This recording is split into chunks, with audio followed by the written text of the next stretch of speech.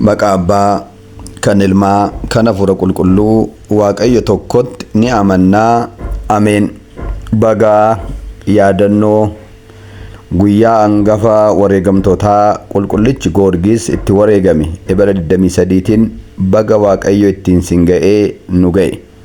Sugii qulqullicha kanaa hunda keenyarraa oolee bulee haa jiraatu.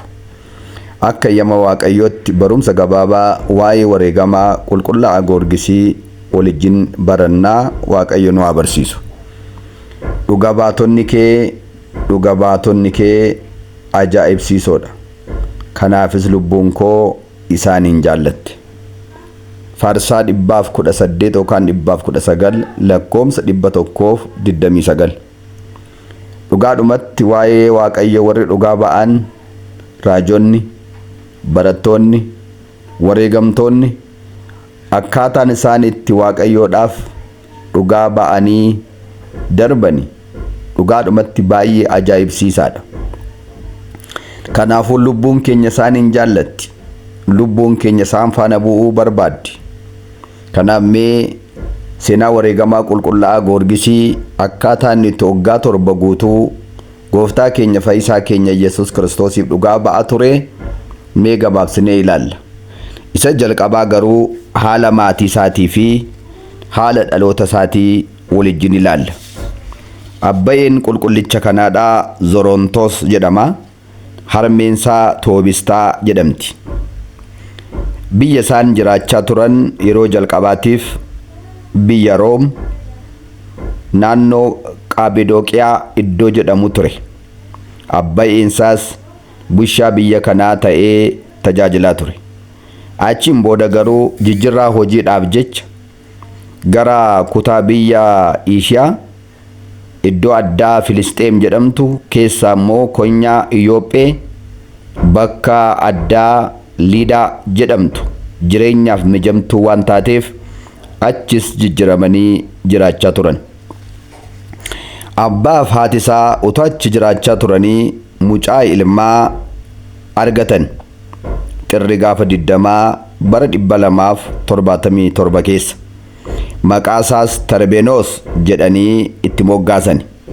Kanaaf maqaan qulqullichaa Giyoorgis inni jalqabaa Tarbeenos jedhame jechaadha. Egaa achiin booda amma immoo ijoollee durbaa lamas godhatan. Isheen jalqabaa Maartaa, isheen lammaffaa immoo Ishiyaa jedhamti jechaadha. Egaa abbayeen mucaa kanaadhaa. Mucaan kun umuriin isaa waggaa 7 gaafa ga'u egaa dhiifama isa fuula duraa hin cuuphamee gaafa cuuphamu Giyoorgis jedhanii maqaatti moggaasan. Giyoorgis jechuun ifa, bakka shabarii, biqiltuu dhaaba wayinii jechuu akka ta'es seenaan mana kiristaanaa ni dubbata. Tokkos hojjetaa amanamaa yookaan qottuu gaarii dhimma amantiidhaaf yaa haymaanut gabaree isa jedhamu jechaadha. Akka jedhanis immoo boodana keessa hojii isaa ilaalanii abbootiin itti moggaasaniiru. Kanaafuu maqaan isaa hafuuraa immoo qulqullaa'aa Giyoorgisii jedhame jechaadha. Haaluma kanaan egaa abbayeensaa mana barumsaa bu'uuraas gashee ijoollummaadhaan barachuu eegale. Yeroo umuriin isaa waggaa 10 ga'u garuu abbaan isaa du'aan irraa addunyaa kanarraa boqotani. Eddasii booda dhibantaa yookaan gwaaddanyaa yookaan fira abbayee isaatii kan ta'e harmeensaa Toobistaan akka inni biratti fuudhee kunuunsee barsiisee guddisuudhaaf isa biratti ergite. Isa bira taa'es barumsa yeroo sana kennamaa ture barumsa barachuu jalqabe jechaadha. Barumsi inni barachaa ture kunis barumsa akkamiiti yoo jettanii barumsi olaantummaadhaan bara sana kennamaa ture barumsa amantii cinatti tokko fardaan gulufu yookaan farda dhaachiisu, fardaan loluu, galaana daakuu, darbannaa eeboo kanneef kanaaf fakkaatutu barsiifama tureeyyuu obboleessi fira abbaa isaatii kunis obboleessi abbaa isaatii yookaan fira abbaa isaatii kunis barumsa kanaan akka inni jabaatee guddatu ta'e jechaadha. Egaa kan nama raaju barumsa kana keessatti haalaan sammuu bishaataaf hubataa fedha barumsa kanaaf waan qabuuf hunduma caalaatti tokkoffaa irratti ba'ee badhaafame. Dorgommiin garaagaraa waggaa godhamus dorgommii kanarratti injifataa ta'e. Achumaan mootiin kun farda hadii badhaasani. Achumaan jaallatees mootiin kun mucaa durbaa geessuu qaba tureeyyuu dargaggeessa kana intala koo tokkitti qabutti heerumsiisee inni immoo iddoo koo bu'ee booda akka inni mootii biyya kanaa ta'uu taasisa jedhee yaade. Haaluma kanaan qophee hundaa qopheessee akka intala isaa kana itti heerumsiisuuf haala mijeessuu eegale. Qulqullaa'aa Goorgisiin garuu fedha isaa keessa kun hin jiru ture. Fedha isaa keessa kan jiru innoo Waaqayyoof adda ba'ee qeerrummaadhaan Waaqayyoon tajaajiluu barbaada ture. Munkusinnaadhaan jechaadha. Haa ta'u garuu hiriyyaan abbaa isaatii kun afeerraa inni laateef kanaan yoo keessi isaatti hin gammanne yoo ta'e illee mee jaalala Waaqayyoo haa ta'u jechuudhaan callise. Egaa Waaqayyos yaada namaa irratti hundaa'ee waa godhaayyuu mootiin kun utuu waan kana yaadee gara qopheetti seenaa jiru boqote. Kan inni yaadees karaatti hafe.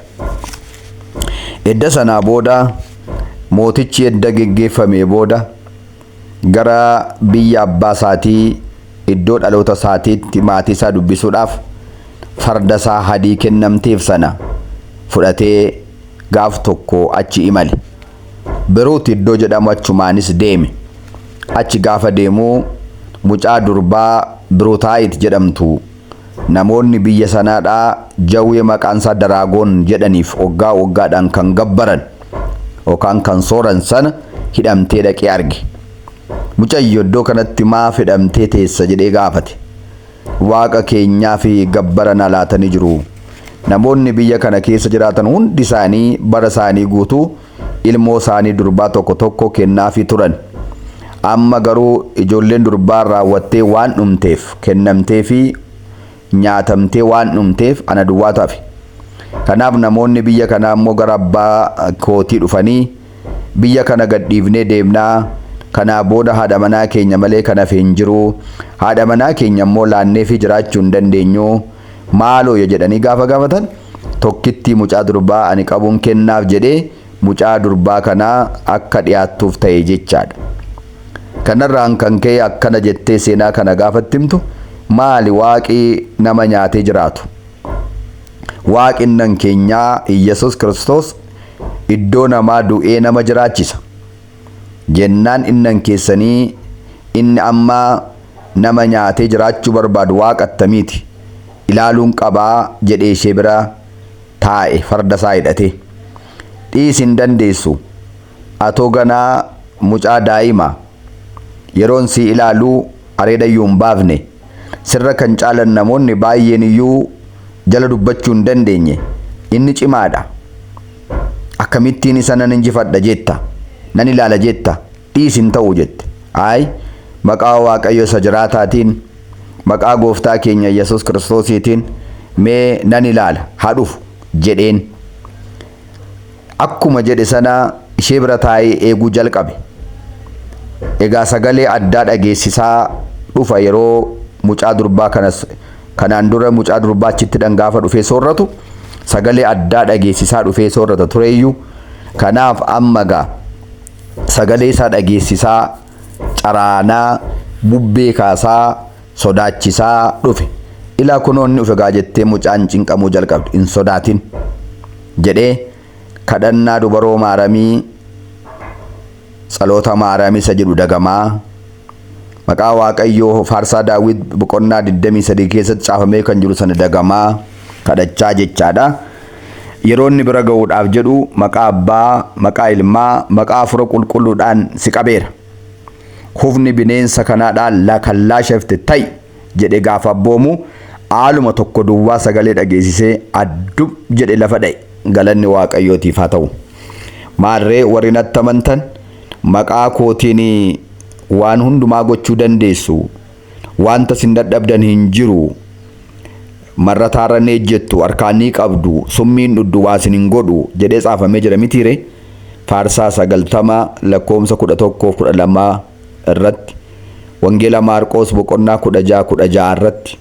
Kanaafuu edda sanaa booda hidhaa sanaa ishee irraa siikee hidhannoo mudhii isaatii kan ammoo morma bineensa daraagoon jedhamu kanatti hidhee mucaa durbayyoo kanaan gototi jedhee gara magaalichaatti fuudhee ka'ee jedha.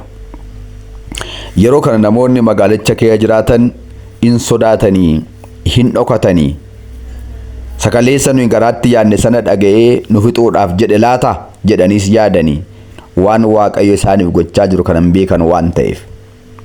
Yeroo kana ture egaa namoonni tokko tokko maal gochaa nutti fiddee dhufte Waaqa keenya nu ficciisuu nutti dhufte jennaan kun Waaqa keessa miti. Waaqni keessan jira isinitti ani maanam kaleessa ollaalummaa keessan gowwummaa keessaniin bineensa kana gabbaraa turtan. Bineensi kun qodaa seexanaa ta'ee ilmoo keessan sin jalaa nyaatee fixe. Amma garuu an dhugaa Yesuus Kiristoosan isinitti lallaba kottaa yoo dhufuu baattan garuu isinitti hin gadhiisa. Biyya keessan magaalaa keessan hunda keessan nyaatee fixa jedhe. Akka nuyi gadi baanee dhufnee dubbii ati jettu dhaggeeffannuuf immoo isa nurraa abboomuu dandeessu aree jedhanii gaafatan. Maqaa gooftaa Yesuus Kiristoos nama Naazreeti isa nuuf du'ee nu jiraachise sanaan maqaa isaatiin amma sin duratti nan ajjeesa. Kanaafuu kottaa jedhee waame. Namni hundumtuu silayyuu sodaatee waan godhu wallaalee jiraayyuu lafa dhokatee yaa'ee bahee jechaadha. Haaluma kanaan gadhiisee morma isaarra gadhiisee farda isaa deebisee yaabbatee akkuma fakkii isaa kana irratti agartan laagaa isaa keessa waraanee ajjeese jechaadha. Gaafa sanarraa kaasee namoonni biyya Beeruut keessa jiraatan Waaqni qulqullaa'aa Goorgisii dhuguma Waaqayyoodha jedhan. Achumarraanis waa'ee gooftaa keenya Yesuus Kiristoos ni barsiise. Achumaanis maqaa isaatiin achitti manni qulqullummaa akka ijaaramuu fi namoonni sun guutummaan isaanii kiristiyaana akka isaan ta'an taasisee jechaadha. Galanni Waaqayyootiif haa ta'u. Kun hojii qabsoo isaatii isa jalqabaa inni biyya Beeruut keessatti hojjetedha. Erga sanaa booda gaa seenaan guutummaa isaatii seenaan cimina amantii isaatii hin dhaga'ame. Gaafa dhaga'amu namoonni hundumtuu waa'ee qulqullaa'aa Goorgisii baran. Namoonni biyya lafanni itti barachaa ture biyya abbaa isaatii warri jiraatanis iddoo abbaa keetii bu'iitii maaloo mootii nuu ta'ati namni jabaan namni guddaan akkasii kun jedhanii isa gaafatan. Haaluma kanaan egaa birrii walitti buusanii xalaan barreeffamee fi harka fuudhii mootota gara Room jiraataniif dhaqee kennaa kana kennee akka inni muudama argatuuf jecha gara sanatti ergan. Isa faanas duuka bu'oonni isaa duukaa jiru turan. Isaan keessaa Soqraaxis kan jedhamu seenaa isaa kan barreesse haga du'aatti kan wajjin ture tokko ture. Haaluma kanaan egaa biyya Room gaafa dhaqu warri biyya Room keessa jiraatan mootonni 70 wal ga'anii maree tokko mari'achaa jiru turan. Maree isaan mari'achaa turan kiristiyaanota Kiristoosin waaqessan akkamittiin lafarraa balleessinu. Akkamittiin lafarraa isaaniin balleessine waaqa tolfamaa yookaan waaqa harkee keenya diriirfachuu dandeenyaa kan jedhu tumaatumu turan. Biyyoota 70 mootonni 70 walitti sassaabamanii hoogganaan isaanii yeroo sana ture Diidiyaanos jedhamu ture. Haaluma kanaan achi gaafa ga'ee mootonni jiru maal hojjechaa jiru jedhee gaafa qoratu kunoo isaanoo kana kanarra jiru jedhanii akka isaan kiristiyaana balleessuudhaaf tumaa akka jiran baabura qopheessaa akka jiran baabura dhala namaa kiristiyaana ta'e kan daaku kan lanqatu siree sibiilaa irra ciibsanii ittiin nama waadan magaazii bakka lamatti gargar nama tarsaasu fayyaatti ija namaa buruqsii kan keessa nama baasu qaama namaadhaa buusaatti kan kukkutu namni kana sodaate kiristiyaanummaa akka dhiisu kan isaan tumaa jiran meeshaa isaan gochaa jiran kanarra akka jiran itti himan jechaadha. Gaafa kana taa'ee waa yaade. Wangeela Maatiyos boqonnaa 10 irra kan jiru tokko yaade. Achirraa akkas jedha. Namni addunyaa kana guutummaa isaa buufatee lubbuu isaa yoo dhabe yoo ofitti hir'ise maal isa fayyadaa jecha barsiisa gooftaa keenya yaadate. Karaa adda biraa namni anaaf jedhee lubbuu isaa dabarsee raatu ni argata. Namni garuu nan ulfadha jedhee yaadu hin dhaba kan jedhu yaade. Karaa adda biraa ammas yoo anaaf dhugaa naa baatanii mootota dura dhaabattanii maal dubbanna jettanii yaadda'ina. Gaafa isaan dura dhaabattanii dubbattan kan akka dubbattan taasisu hafuura abbaa koo isa waaqarraati. Egaa yoo anaaf dhugaa baatani ani immoo abbaa koo fuula duratti ergamoota abbaa koo duratti dhugaa isiniif hambaa kan jedhu sana yaadate. Dhumarratti namni mana isaa dhiisee jireenya isaa dhiisee abbaa isaa haadha isaa dhiisee qabeenyaa isaa raddaa isaa dhiisee waan qabu hunda anaaf jedhee dhiisee na duukaa yoo bu'e hojii koo yoo hojjete harka 100 keessaa 100 argataa jecha gooftaan jedhus ni yaadate. Wangeela Maatiyoos boqonnaa 19 lakkoomsa 29 irra kan jiru. Haaluma kanaan kana yaadatee akkas jedhe. Waa tokko murteeffate. Egaa maatiiwwan Waaqayyo sagalee Waaqayyo barachuun kunoo gaafa laphee ofii keessa gaafachuun kaawwachuun gaafa akkasii ija naqatti. Gaafa akkasii hojiitti hiikamti. Qulqullaa Goorgisiin jecha gooftaa kana nama hojiitti hiikeedha. Akkana godhee amma abbaan koo maal fayyadame? Maal fudhatee deeme? Dhiisee deeme. Anis wanta jireenya addunyaa kanaa arge dhabii kanaaf maal rakkadharee maal dhiphadharee? Kanaafuu ani waan gochuun irra jiraatu jedhe. Waa'ee gooftaa kootii naqee dhugaa ba'uun irra jiraata. Birrii ani fudhee dhufe kanas jira kanaaf hin kennuufani. Kanaafuu birrii kana iyyooliidhaaf kenneen dadhabootaaf kenneen harka koo qullaa deemeen dhaqeen waa'ee Kiristoos lallabuu qaba. Kiristiyaanonni biyya kana keessa jiraatan yoo sodaa qophii meeshaalee dhiphinaa kana sodaatanii dhokataniiru. Afaan qabataniiru. Maataba isaanii kutaniiru. Foonni dadhabaadha waan ta'eef. Inni garuu isa foon ajjeesuun sodaatinaa. Isa foon ajjeesee edda lubbuus ajjeesee qilila kee buusuu danda'u sodaadhaa kan jedhu san dubbii gooftaa qabachuudhaan gara jara kanaan naqaa jedhee edda murteeffatee booda fuula isaa gara baabiftutti galagalee jilbeenfatee akkana jedhee kadhate. Yaa Waaqayyo, kunoo biyya kana keessatti maqaan kee akka lafarraa balleeffamu ta'eeti jira. Akka namni hin faarsine, akka namni hin lallabne. Yaa Waaqayyo, agaan immoo naqee maqaa kee kana faarsa, lallaba. Na jabeessuuf na keenaaf kenni jedhee jilbeenfatee kadhate. Yeroo sana ifni waaqarraa dhufee ayyaanni ciminni hafuura qulqulluudhaa dhufee isarra buufate. Birrii dhufe sana sakaan iyyooliidhaaf kennuun murteeffatee duuka bu'oota isaa nama lamaan isa faana jiraniin immoo akkana jedhe. Yaa obboloota ko, amma waan tokko waadaa naa seenaa jilbeenfadhaa jilba koo qabadhaatii jedhe. Jilbeenfatanii jilba isaa qabatani.